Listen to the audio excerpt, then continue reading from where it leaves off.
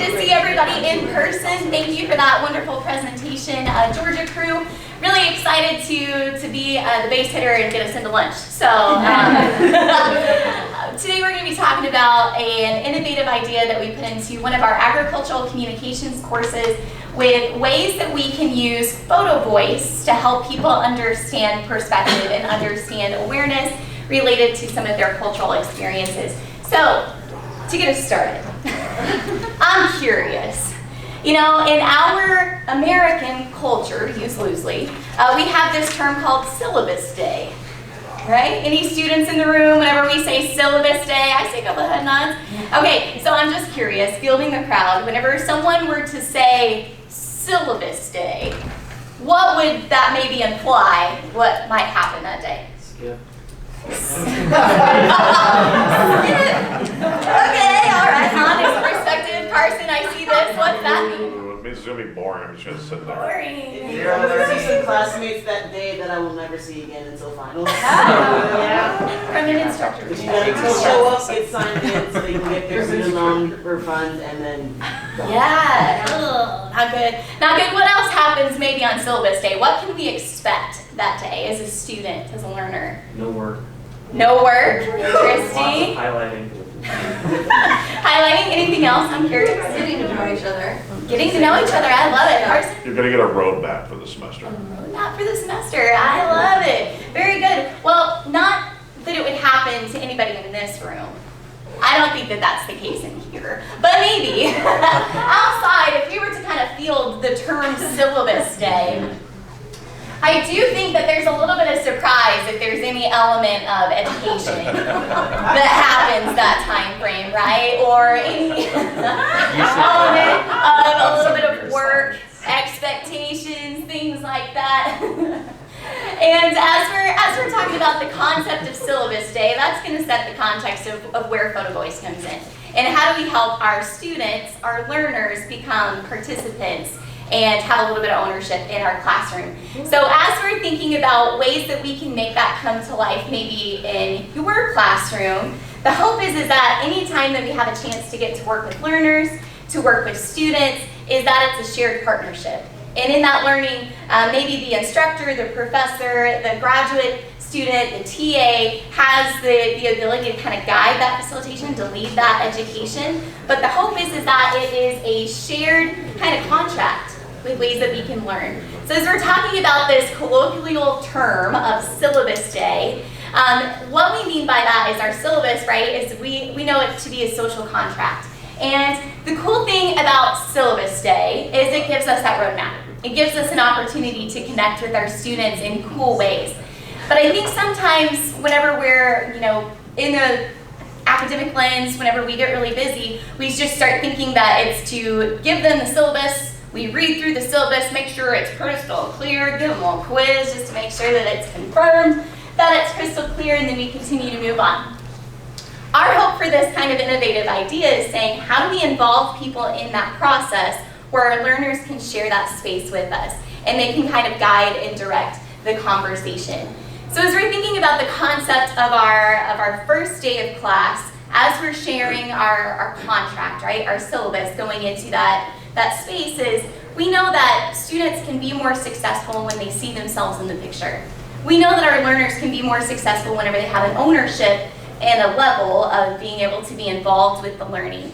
But actually making that come into practice can be sometimes a little difficult, especially as we're managing the amount of time that goes into that. So one particular way that COVID, in a weird way, opened up a silver lining for this is a lot of times whenever we had students that were in an online classroom or in a hybrid classroom, it afforded the opportunity that those students were in their home environment.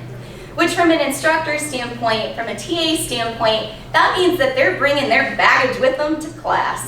Maybe, and Dr. Telk, I remember you had somebody that was dove hunting in one of your classes, or pigeon hunting something. Yeah. Yes, that was a sad experience. I've had students log in from tractors, we've had students log in from work, had students log in from the bathroom. And while I want to be an important part of all elements of their life, there's certain things that I don't. But as for Learning happens everywhere. You know, they're more vulnerable in that spot. Trust you, Dr. It's true. But one of the cool things about our COVID environment is we have access to those students' home places. And while our classroom is shifting back, we still have a little bit of flexibility with how do we bring student perspectives to our classroom to help us guide the direction of our social contract or that syllabus. And that leads us into the concept of Photovoice. So for those of us who are maybe new to this concept of Photovoice, it's a pedagogical tool that's centered in critical thinking and observation of personal surroundings. And what it does is it allows us to help students drive ownership in the conversation. And it's typically a pedagogical tool that's associated with action research. So in an action research situation, typically we're looking at marginalized populations where we're able to see their perspectives of the world that maybe we as researchers may or may not be able to get to relate to. In a classroom setting, as an innovative idea, we're turning that knob just a little bit to see how does it relate to what a student hopes to gain out of our social contract within that syllabus. And so that leads us into the ability of putting that into a classroom setting to seeing how do students interpret the goals or the big purpose of our courses, of our learning experiences, and how do they help us kind of understand those students' internal comprehensions of our big picture components. So we're talking about this, like what's innovative, what's different, what's the missing gap that we're trying to fill here. This particular innovative idea is we were incorporating an opportunity to investigate relationships between cultures, social issues, and organizational environments, which is a key component of our Photovoice. And the way that students or participants can do that can be through the form of photography, reflection, and discussions. So for this particular role, and you'll start to see some photos that start to emerge here. They're going to be some of our student photos, and we'll see how they come to play here in just a moment. But the goal of this was to increase engagement, expectations, and ownership in our agricultural communications courses. And the objectives of what we were hoping to gain out of that were seeing students' interpretation of the big mission of our course. In this particular course here, whenever we get into the methods on our next slide, we're to build legacy, establish impact, and reinforce a brand. So we wanted to see what were our students' interpretations of how they fit within that particular context, and then being able to elicit a discussion at the very beginning to create kind of this shared environment where we all hoped to learn from each other. So what we did is we had a junior level agricultural communications course, and since then we've been able to kind of incorporate this in a few other courses, one of them being a pre-travel study abroad. I hear ya on some of the chaos with how do we get ready for that. We're hopefully, fingers crossed, headed to Germany in a couple of weeks. So with this particular part, it was our first day of class, so the otherwise known as the syllabus day. So what we did whenever students first came into the classroom was within the greeting part, had a conversation with them, got to learn their name, a little bit about their backgrounds, where they were currently studying and where they wanted to go. And then before we even passed out any papers or we even said, hey, this class is advanced chemistry, welcome. At that point, we decided to break them into 3 to 4 people within different groups and granted them with the challenge of kind of a predetermined theme for the course. So this particular course where we got started with this was our advanced publications course, which at New Mexico State is our magazine production class. So we produce the student version of the College of Agriculture magazine. So in that particular part, in the preparation of the syllabus, as the instructor, I asked myself, what do I want the theme of this course to be? What do I personally want my course objectives, my learning outcomes to align with? And in my head and in some of the alignment with where we were headed with that particular publication, the 3 big themes that I was hoping our students would kind of grasp were legacy, impact, and brand. And in a communications course, to me, that was something that was really important that our students could reinforce.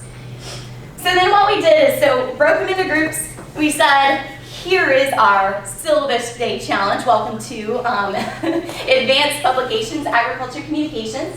Gave them 15 minutes to find 3 images as a group. Those 3 images could be anywhere. They could be all the way out and about, or they could be wherever they were in the classroom. But those images had to identify legacy, impact, and brand. So whenever students came back into the room, each group was required to kind of present their 3 photos and defend why it represented legacy, impact, and brand. And in that conversation, the groups discussed how that fit within our course and within the communications element as a whole. And what that helped us do in facilitating is then the next logical questions were, how do you fit within that as a student? And as we're guiding through some of these conversations, that easily said, hey, we've got this big problem of or opportunity to identify legacy, impact, and brand. Here's a syllabus that's going to serve as a guide to help us get there. And then it became a social contract at that point of saying our big mission together is to solve these things, to understand what it looks like, and our syllabus is going to serve as a tool to do that.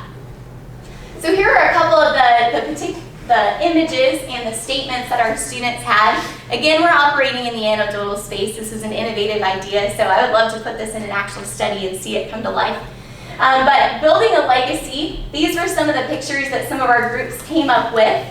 And here's some of the anecdotal statements. So we chose Dr. Frank Hodnett, and this is the professor that you see up here in the top right, because he has always taught us to lead with passion and share our legacy. So to them, sharing their legacy was identified through one of their favorite instructors. We chose the new ag facility, which is, hey, exciting. We have 4 brand new buildings that are in process being built on campus. So they went all to that area and said these new facilities are invested in Aggies for Aggies. We see that as a reinforcing a brand. And then our Pistol Pete kind of is the face of the school, so we see him as a legacy. Impact, here are some of our pictures for that. And some of the anecdotal statements. Our case tractor is kind of a statement piece on our campus. It's kind of an important element of our students. They pass by it every day to go into our main part of campus.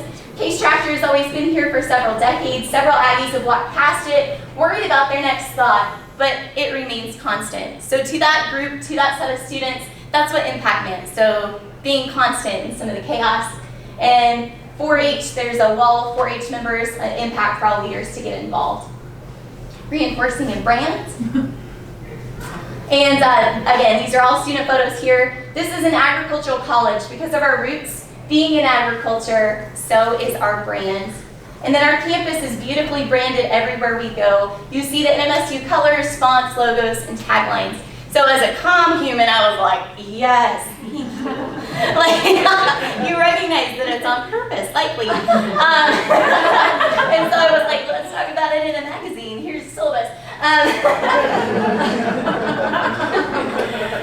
Ownership and perspective is really huge. And so from this conversation, it, as an instructor, facilitated buy-in. And if they saw themselves in the picture, then they were ready to approach the syllabus like it was part of their own, and they were ready to identify those 3 things in a publication.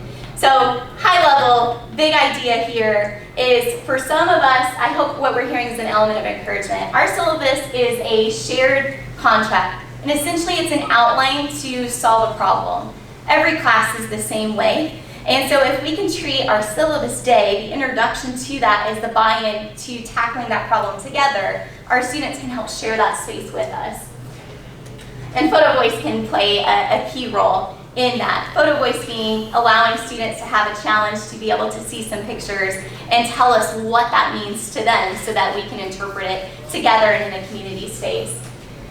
This has a local kind of implication. This was in one of our courses. We've since put this into a study abroad with the concept of global mindedness, where students could take photos, bring those back, and then we talked about how do we use that in a education abroad course. How do we use that for cultural sensitivity? And it elicited some really great discussion. So what we're hoping here is whatever your course is that's teaching, I believe that if we can help students think about it critically from the beginning, our syllabus can serve as a problem solver to that, and it creates that shared space. So if our students are expanding exposure to different cultures, we might be able to see different personal interpretations of such and allow us to be a little more sensitive to seeing that within our peers and our classmates. And it could also be helpful whenever we're introducing a new unit, maybe a student-driven assessment or reinforcing content in a course rather than just on the first day. And then kind of our final conclusion here, the concept of Photovoice is they have the ability to interpret what the content is, which creates a welcoming environment for our students, and hoping that it can provide some personal interpretations in a safe place, in a safe environment. Allows peer-to-peer instruction, tailored communication, and then finally, I think that we can use this in international context whenever we're taking students on a education abroad, a study abroad, if we're doing service learning, helping our students master critical reflection and interpretation of what's going on. I might see something differently than our students might see, they might see differently than their peers might see, and if we can all kind of share that space together, then I believe that we can move the needle forward as it relates to preparing the hearts and minds of our students.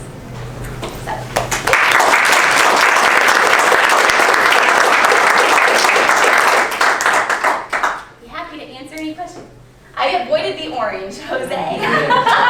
He warned me. I was 20 seconds away. Yes, great presentation. I was curious, before you take students to Deutschland, are you going to walk them through some Photovoice exercises? So yes, we have done this in our course at the very beginning for that study abroad. I've got two of our students that are traveling with us, Ariel and Rebecca. So at the very beginning, one of the hopes that I have is this concept of global mindedness, like what does that mean? And the course itself is Global Issues in Ag Communications. So as we're going through some of these other courses, which we have one course a week prior to our travel, one of the things that we're challenging is what does global issues mean and what does that mean in the context of Germany? So we're trying to introduce some of the concepts, the learning concepts there, as well as their interpretation too, through the component of Photovoice. And then a cool part here that we're considering, but we're not finalized yet, is our grad students have a research component that's expected as part of their syllabus. And so we've thrown around the idea of doing a Photovoice as actually part of the research component. Yeah, I think I found, you probably later too, that it's a very touchy-feely thing, Yeah. Photovoice, and like our students aren't usually trained in that like more humanistic view, or like, I don't know how to describe it, but just like, can you look at art and describe what does art mean? I'm like, I don't know. You know, I could tell you the date it was created, Yeah. but that, I think encouraging them to build that vocabulary and how to like descriptively describe the photos will be really impactful. 100%. Thank you for that. Yes, Jake? Yes, so I'm wondering what your thoughts are on implications for discussion, because I think along the lines of that question, like I think it would be interesting if you did almost like a compare and contrast, like take a picture in the States and or at the beginning of your study, and then like what are you thinking in the moment of like taking that picture, and then coming back to it, like what does that look like in context of what you've learned, like at the end of your experience, and then also like the picture that you took of whatever the discussion question was when you returned to the States. Like I'm just wondering what you think are the implications for discussion and using photos to drive that. Man, I love that. We're writing that down. Hey, go. Let's do a study together, Jade. No, I think that's a fantastic point.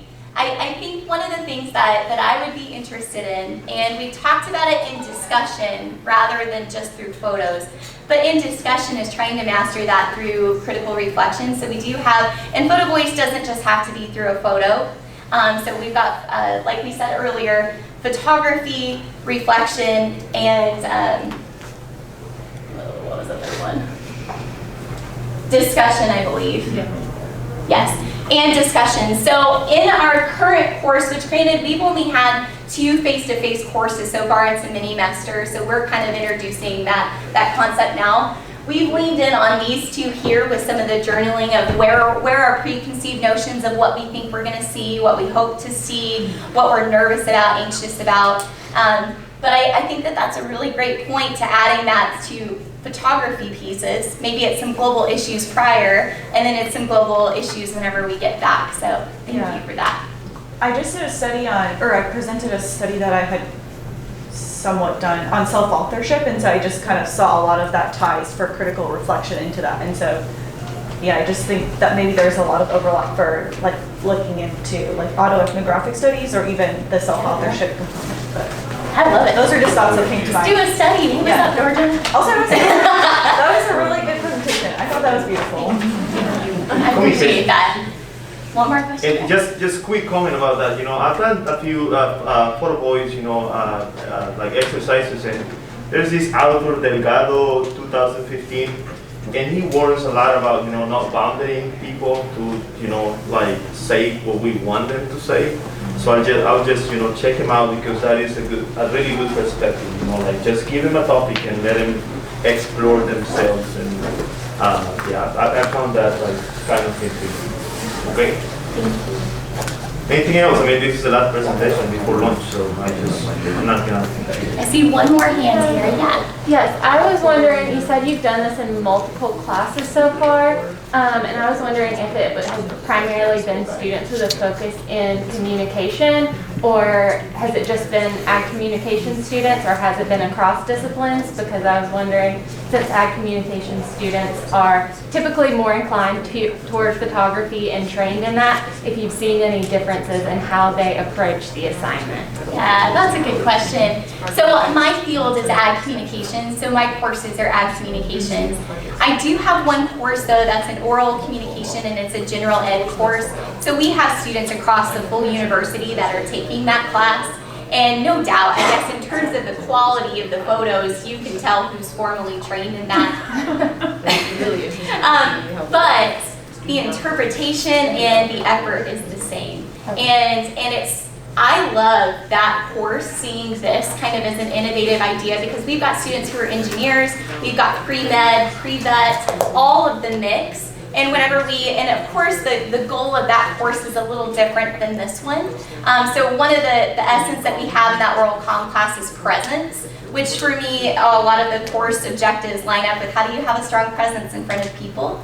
And so it's fascinating to see what some of those students that are in the engineering side, the bench science side, say about presence related to the people that are in some of our agriculture side. So the discussion is still fruitful, it's still a rich conversation, but to the real question that you asked, the photos sometimes, but we can get them in a comm course later to train them how to use a camera. That's a great question, thank you. Thank you, Bob. Okay.